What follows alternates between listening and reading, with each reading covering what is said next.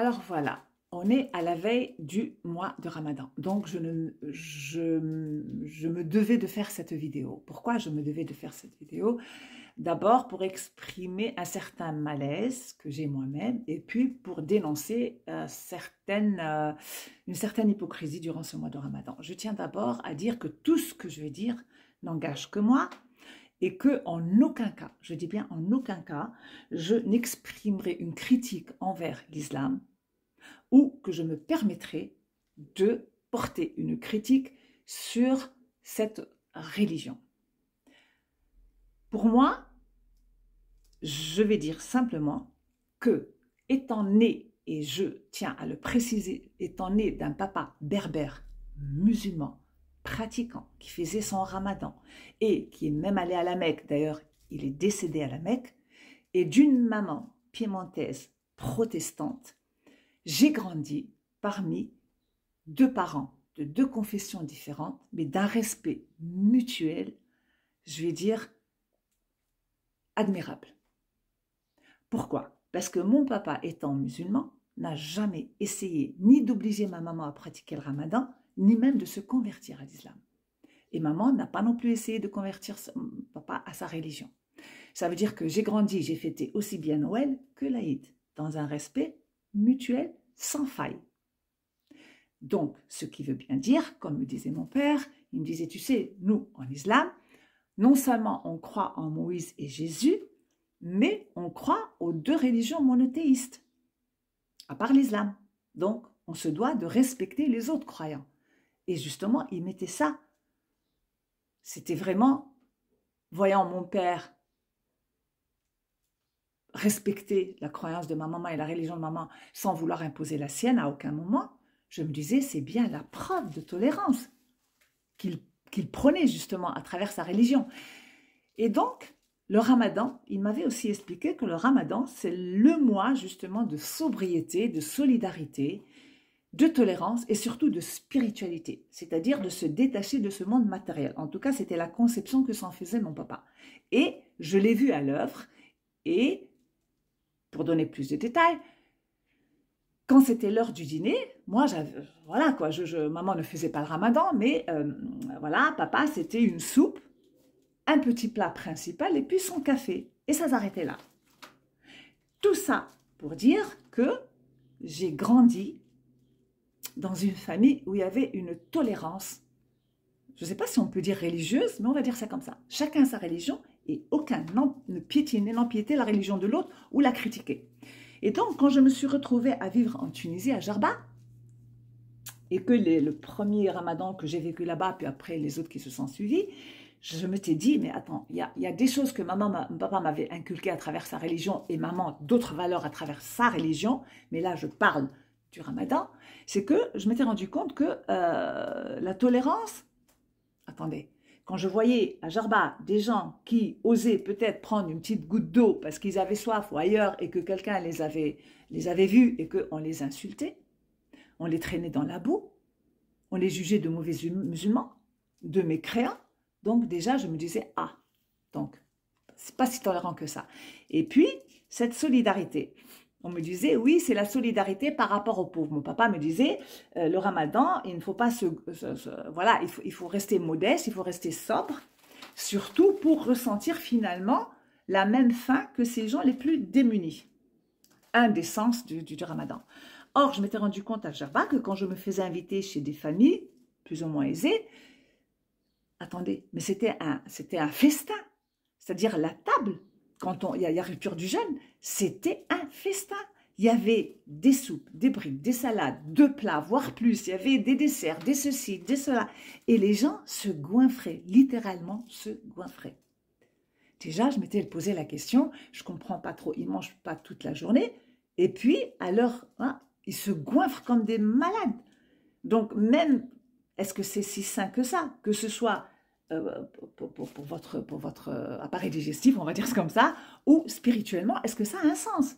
Et puis, d'un autre côté, il m'est arrivé de dîner, par exemple, chez une voisine ou une collègue qui était issue de familles modestes. Une était une femme de ménage au Dar Jarba, et quand j'ai été invitée chez elle à dîner au Ramadan, eh ben, il y avait une soupe, Et il y avait des macaronis avec des ailes de poulet. Donc, rien de comparable au festin, d'accord, de festin qui m'avait été proposé dans cette famille de notables.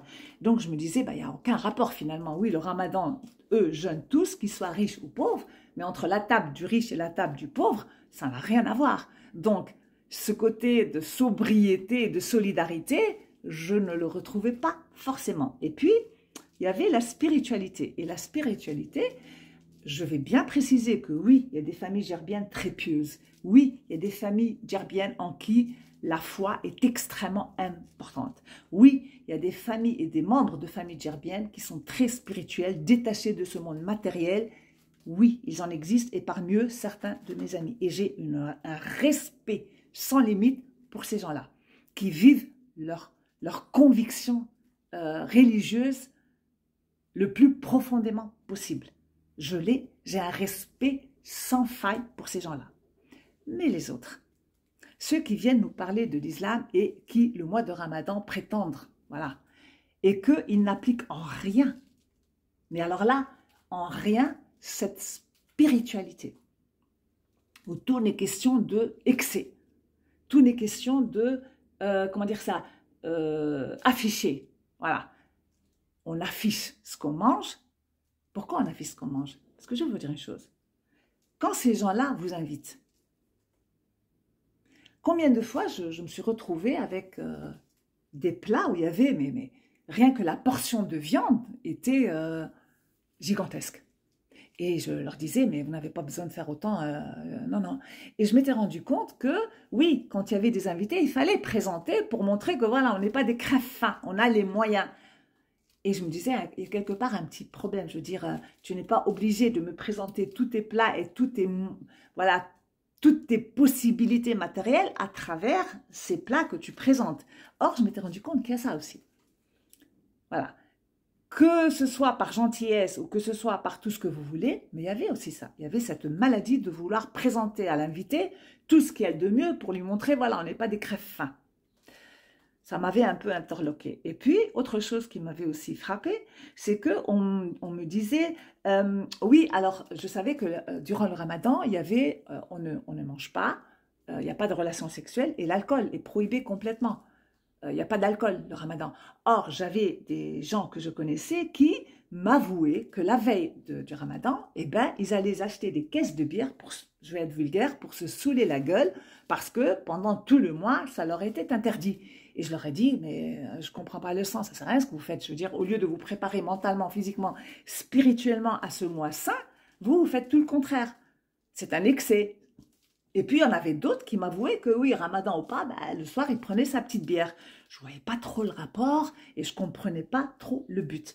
Et puis, il y avait autre chose, c'est que quand j'étais invitée chez ces familles, parce que oui, j'ai beaucoup d'amis djerbiens, oui, je parle tunisien, oui, je suis considérée étant tunisienne, donc les portes me sont ouvertes, oui, j'ai fréquenté des djerbiens, parce qu'à Djerba, je suis censée fréquenter beaucoup plus de djerbiens que d'autres nationalités. Je ne suis pas à Djerba, il faut fréquenter, voilà, un Allemand, un Suédois ou un Norvégien. Donc, j'étais invitée chez des familles djerbiennes et je m'étais rendu compte d'autre chose, c'est que je venais avant, parce que les femmes me disaient, bah, viens 1 heure avant ou 2 heures avant, il n'y a pas de problème, tu peux nous aider à la cuisine, puisqu'on était copines. Donc, j'étais à la cuisine en train de les aider, et ça m'étonnait, je ne voyais pas leur homme. Je disais, mais ils sont où, votre mari, ton frère, ton fils? Et elle me disait, ah non, mais lui, il vient alors, voilà. J'ai dit, comment ça, il se pointe quand tout est prêt? Elle me dit oui.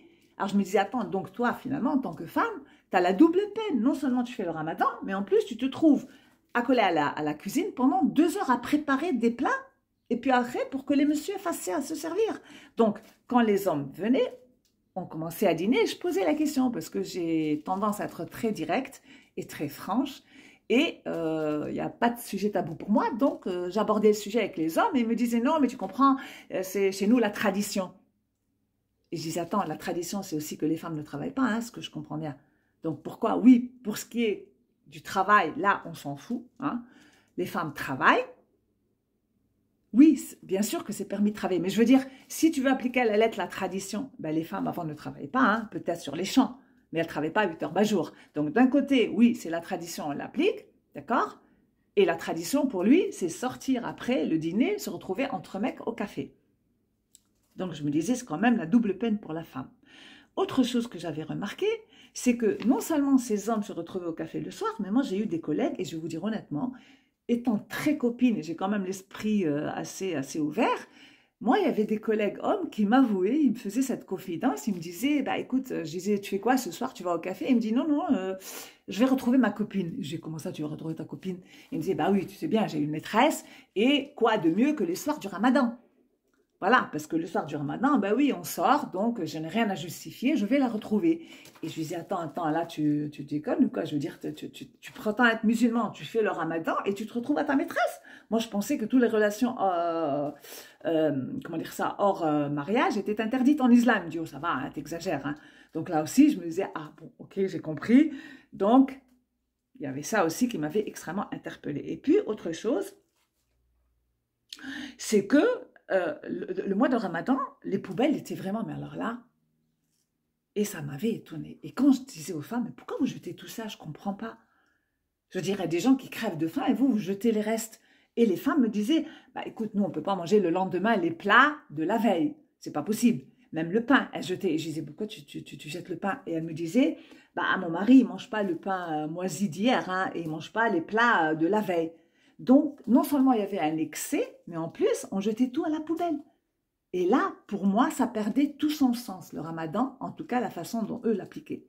Et puis, autre chose aussi, c'est que quand durant le ramadan, je voyais par exemple certains gens, il y en a plein, même des Tunisiens qui ne pratiquent pas le ramadan, mais qui devaient se cacher. Pourquoi se cacher? Je vais raconter à ce sujet un détail que j'ai vécu moi-même, c'est que quand je travaillais, et à l'hôtellerie et même ailleurs, j'avais des amis qui me disaient, écoute, est-ce qu'on peut passer chez toi? Et je disais, oui, tu peux passer, il n'y a pas de problème. Et ils ramenaient dans leur sac à dos des sandwichs, de quoi boire, et ils venaient manger chez moi. Et je leur disais, mais attends, pourquoi tu ne manges pas chez toi? Je veux dire, ils me disent, mais non, tu rigoles, c'est le ramadan, on ne va pas manger de votre famille. Ça ne se fait pas, chouma. Et je disais, chouma, mais c'est par rapport à toi et ton bon Dieu, c'est pas par rapport à ce que dit la famille ou la société. Ils me disaient, ah non, toi, tu ne peux pas comprendre. Bah, comment je ne peux pas comprendre? Je veux dire, tu es musulman, tu fais le ramadan, tu le fais pas, tu le dis. Ils me disent, non, c'est pas possible, il faut qu'on fasse ça. Donc, ils faisaient ça en cachette.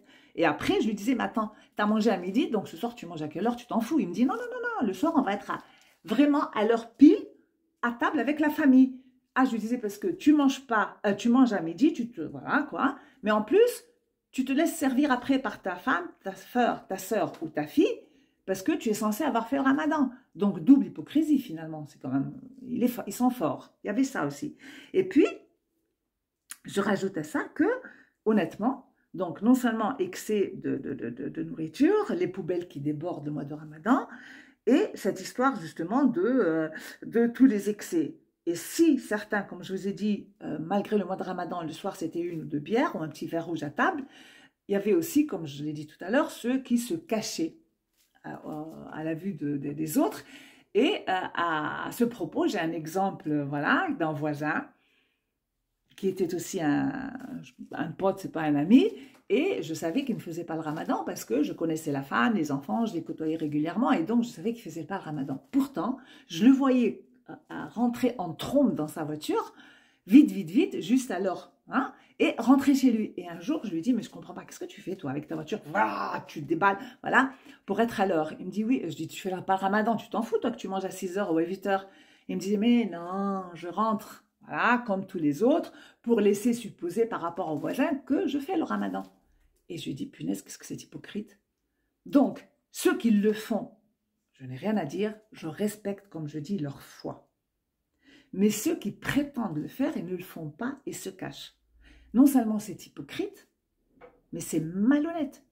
Et la religion musulmane, ou bien le ramadan, normalement, c'est quand même certaines valeurs auxquelles on doit un peu plus être rattaché. C'est-à-dire, c'est un retour aux sources, c'est un retour à tout ce que vous voulez, mais c'est vraiment pas le mois où on devrait cultiver l'hypocrisie et le mensonge. Ça m'a toujours étonnée. Et puis, non seulement il y a trop excès de nourriture, excès de tout ce que vous voulez, que les soirs de Ramadan, je vais vous dire une chose, comme m'a dit un ami, bah écoute, le soir de Ramadan, on tire sur tout ce qui bouge, parce que comme toute la journée, on n'a pas pu le faire, le soir, on se rattrape. Donc, du coup, les retrouvailles à droite et à gauche, ce n'est même pas la peine d'en parler. Là aussi, à ce propos, j'ai une autre anecdote. C'est qu'au début, quand je suis descendue à Jarba, j'ai commencé avec des collègues, des amis, voilà. Donc, une fois, un collègue m'avait invité. Je dois dire que les jeunes qui travaillent dans l'hôtellerie, ils sont tellement mal payés qu'ils ne peuvent pas se permettre un loyer et être autonomes.